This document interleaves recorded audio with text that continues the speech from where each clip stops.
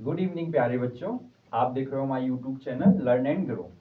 बच्चों हमने कल की क्लास में पढ़ा था कि हम कैसे नंबर ऑफ जीरोस को निकाल सकते हैं, मतलब नंबर ऑफ जीरोस की कितने जीरोस किसी भी पॉलिनोमियल्स के हो सकते हैं। कल मैंने आपको बताया था ग्राफिकल रिप्रेजेंटेशन बताया था। उसमें मैंने आपको क्या बताया था कि एक्स एक्सिस को कोई भी लाइन या कोई भी पॉलिनोमियल जितनी बार कट करता था वो उसका नंबर ऑफ जीरोस होता था। तो बच्चों थोड़ा सा कल का रिवीजन करते हैं। एक क्वेश्चन सामने स्क्रीन पे लिखा हुआ है कि आपका जो एक क्वेश्चन दिया है कि इसके नंबर ऑफ जीरोस कितने हैं, यानी नंबर ऑफ जीरोस इसके कितने हो सकते हैं। इस क्वेश्चन पे हमको आंसर देना है। तो बच्चों देखो, जैसा कि मैंने कल आपको बताया था कि हमारे कोई भी पॉलिनोमियल या कोई भी लाइन एक्स एक्सिस को जितनी बार कट करती है वो उसका क्या कहलाता है, नंबर ऑफ जीरोस कहलाता है। तो आप क्वेश्चन देख सकते हो कि यहाँ पे एक ये लाइन गई है, ये एक्सिस को कितनी बार कट कर रहे हैं, 1 2 3 4 5, यानी इसका आंसर क्या हो जाएगा बच्चा, 5 हो जाएगा। यानी इसमें नंबर ऑफ जीरोस कितने हो जाएंगे, 5 हो जाएंगे।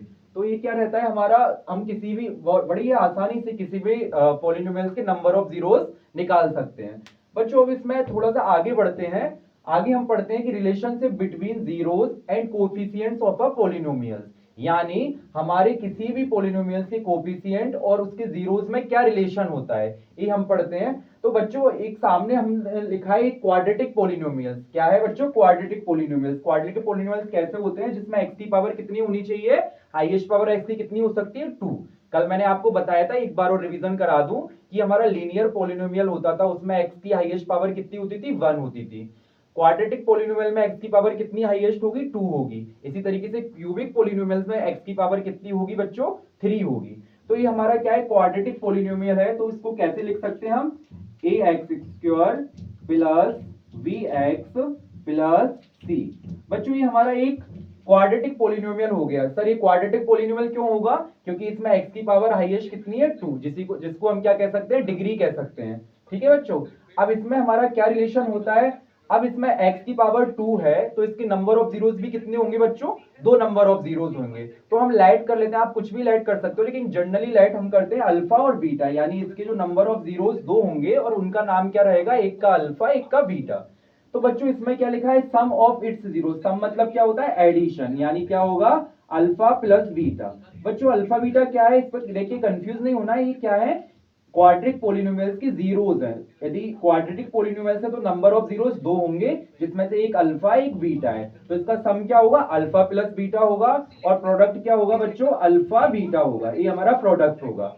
ठीक है बच्चों। अब इसका डायरेक्ट फॉर्मूला होता है, डायरेक्ट फॉर्मूला क्या होता है, अल्फा प्लस बीटा की वैल्यू होती है माइनस बी अपॉन ए। ठीक है बच्चों। और अल्फा बीटा की वैल्यू क्या होगी, सी अपॉन ए।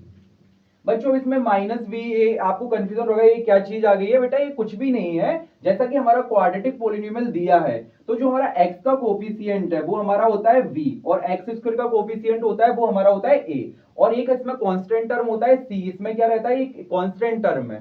तो बच्चों हमारा जो माइनस v है वो x का कोफिशिएंट होगा, और एक्स स्क्वायर किसका, एक मतलब a का कोफिशिएंट क्या होगा, एक्स स्क्वायर होगा। ठीक है बच्चों। तो बच्चों क्या दिया है, क्वाड्रेटिक पॉलिनोमियल दिया है, जो क्या लिखा है, A X square V X plus C दिया है। बच्चों इसमें क्या है, एक्स स्क्वायर का कोफिशिएंट ए है और एक्स का कोफिशिएंट वी है, तो जो लिखा है ना वी अपॉन ए, क्या है, इसके कोफिशिएंट ही है। ठीक है। और सी हमारा क्या है, इसमें दिया ही है क्वेश्चन में, सी हमारा कांस्टेंट टर्म होता है। तो बच्चों ये डायरेक्ट फॉर्मूला होता है कि जीरोस का सम क्या होगा, माइनस बी अपॉन ए। बेटा आपको लर्न करना पड़ेगा। और प्रोडक्ट ऑफ इट जीरोस क्या होता है, सी अपॉन ए। बच्चों इनमें रिलेशनशिप होता है, हमने लिखा है कि ये हमारा सही है क्या गलत है, इसको हमें प्रूफ करना पड़ता है, वेरीफाई करना पड़ता है कि यदि हमारे अल्फा प्लस बीटा दो जीरोस है क्वाड्रेटिक पॉलिनोमियल्स के, तो उनका सम माइनस बी अपॉन ए ही निकलेगा। तो इसको हम वेरीफाई करेंगे। तो उसके लिए हम देखते हैं एक एग्जांपल से आपको क्लियर हो जाएगा कि ये फॉर्मूला एग्जैक्ट बिल्कुल राइट फॉर्मूला है। ठीक है बच्चों।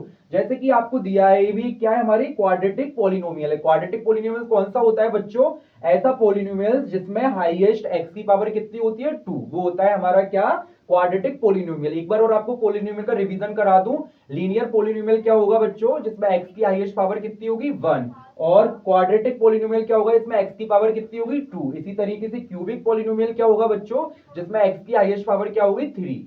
ठीक है बच्चों, अभी हमको दिया गया तो आपने 9th क्लास में पढ़ा होगा कि इसके हम जीरोस कैसे निकालते हैं। 9th क्लास में था हमारा पूरा एक टॉपिक था इसके ऊपर, आप जानते होंगे, जो बच्चे नहीं जानते वो मेरे से समझ सकते हैं कि कैसे हम इसके जीरोस निकाल सकते हैं। बच्चों आपने एक नाम सुना होगा कि मिडिल टर्म एलिमिनेशन करके हम इसके जीरोस निकालते हैं। बच्चों हमने किया था ना 9th में, यानी इसमें मिडिल टर्म में क्या है 7 है बच्चों, 7 है, तो इसको क्या करना है, हमको इसको एलिमिनेट करना है। इसकी जगह हम क्या रख सकते हैं, तो हमने हमने आपने 9th क्लास में ये क्वेश्चन किए होंगे कि हमारे जो एलिमिनेशन मिडिल टर्म एलिमिनेशन करके कैसे इसको सॉल्व करते हैं। जिस बच्चे को नहीं आता वो देख सकता है। तो बच्चों एक्स स्क्वायर की जगह एक्स स्क्वायर लिखना है, हमको मिडिल टर्म एलिमिनेट करना है केवल। लेकिन इसके लिए हमें कौन से दो नंबर लें बेटा, ऐसे दो नंबर लेना पड़ते हैं जिनका क्या होता है मल्टीप्लाई तो 10 हो और प्लस या माइनस करके क्या आना चाहिए 7 आना चाहिए। तो ऐसे हमें नंबर चाहिए। जिन बच्चों को जल्दी नहीं आ पाता है तो उसका तरीका क्या है कि हम 10 के प्राइम फैक्टर कर सकते हैं। बच्चों 10 का हमने प्राइम फैक्टर किया तो क्या होगा, 2 से पहले जाएगा, 2 से जाएगा तो कितनी बार आएगा 5,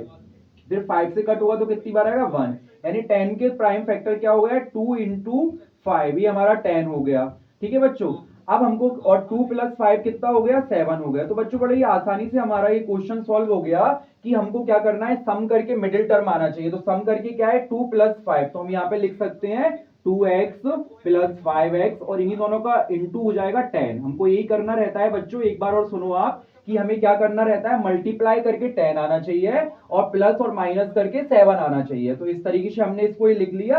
अब आगे हम इसमें सॉल्व कर सकते हैं। यहां से क्या कॉमन आ रहा है बच्चों, x कॉमन आ रहा है, x कॉमन आ रहा है तो क्या हो गया x प्लस 2 प्लस यहाँ पे क्या कॉमन आ रहा है 5 आ रहा है, तो ये क्या हो गया x plus 2 is equal to हमारा क्या हो गया 0। ठीक है बच्चों, इतना क्लियर हो रहा है। अब हमारा जो हमारा x प्लस 2 और x प्लस 2 है, यानी एक कॉमन टर्म है, तो इसको हम एक साथ लिख लेंगे x प्लस 2 और बचा हुआ पार्ट क्या है x प्लस 5। ये हमारा क्या हो गया एक तरीके का, हमारे ये क्या आ गए जीरोस आ गए पॉलिनोमियल्स के।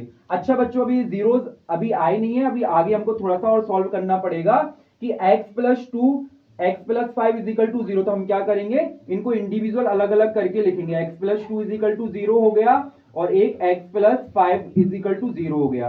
तो यहां से x की वैल्यू कितनी आ गई -2 आ गई और यहां से x की वैल्यू कितनी आ गई बच्चों -5 आ गई। क्लियर है बच्चों। अच्छा, 2 ही x की वैल्यू क्यों आई है, मैंने पहले भी आपको बताया है 2 इसीलिए आई है सर क्योंकि ये क्वाड्रेटिक पॉलिनोमियल है और क्वाड्रेटिक पॉलिनोमियल में x की डिग्री कितनी होती है हाईएस्ट 2 होती है, तो इसके जीरोस भी कितने होंगे 2 होंगे। इसलिए क्या हुआ बच्चों -2 और -5 दो इसके क्या आ गए जीरोस आ गए। अब बच्चों इनको हम वेरीफाई करके देखते हैं कि इनको वेरीफाई करने से क्या यही आंसर आता है क्या। तो बच्चों देखो आप, जैसा कि इसमें हमने फर्स्ट वाला हमारा आंसर क्या आया है x इज इक्वल टू -2 और सेकंड वाला आंसर हमारा क्या हुआ है x इज इक्वल टू -5। तो फर्स्ट वाले को हम लैड कर लेते हैं कि ये अल्फा हो गया, सेकंड वाले को लैड कर लेते हैं बीटा हो गया। बट बच्चों अल्फा बीटा पे आपको कंफ्यूज नहीं होना, वो तो एक जनरली तरीका है, स्टैंडर्ड तरीका है किसी भी पॉलिनोमियल्स के जीरोस को रिप्रेजेंट करने का बच्चों। ठीक है, तो अब हमने क्या किया, एक हमारा -2 हो गया अल्फा, यानी एक जीरोस अल्फा हो गया, दूसरा जीरोस बीटा हो गया, उसकी वैल्यू कितनी हो गई -5 हो गई बच्चों।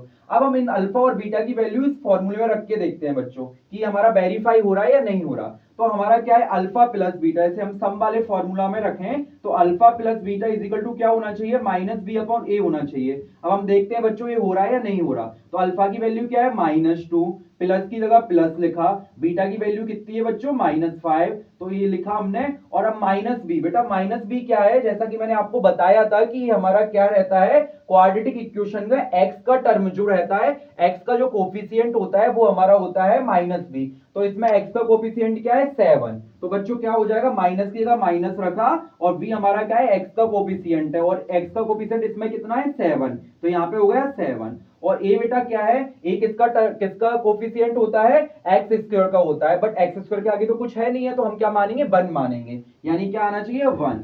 ठीक है बच्चों, ये हमने पूरा फॉर्मूले में वैल्यू पुट कर दिया। इसको सॉल्व करते हैं तो -2 प्लस माइनस माइनस होता है तो -5 हो गया इज इक्वल टू -7, ये एज इट इज रहा।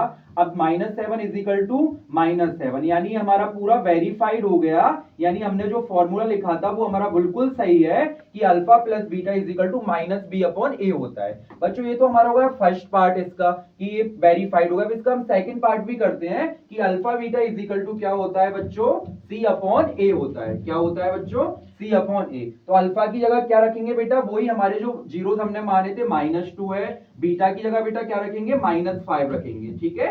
आगे अब C क्या है, मैंने बताया था जो हमारा कांस्टेंट टर्म होता है वो हमारा क्या होता है, C की वैल्यू होती है। इसमें कांस्टेंट टर्म हमारा 10 है, तो क्या हो जाएगा, C की जगह 10 हो जाएगा। और A की वैल्यू तो 1 ही है, क्योंकि 1 हमारा जो A होता है वो एक्स स्क्वायर का कोफिशिएंट है, और एक्स स्क्वायर का कोफिशिएंट कुछ है नहीं है, तो हम उसको 1 मानेंगे, ठीक है बच्चों। तो ये हमारा हो गया 1 हो गया। अब -2 इंटू -5 करेंगे तो -10 और सॉरी +10 हो जाएगा यहाँ पे, और ए भी हमारा 10 हो गया, तो ए भी हमारा क्या हो गया, वेरीफाइड हो गया। यानी हमारे जो दोनों फॉर्मूले थे, कौन से दोनों फॉर्मूले, alpha plus beta is equal to -b upon A और alpha beta is equal to c upon A, ये हमारे प्रूफ हो गए, वेरीफाइड हो गए, ठीक है बच्चों।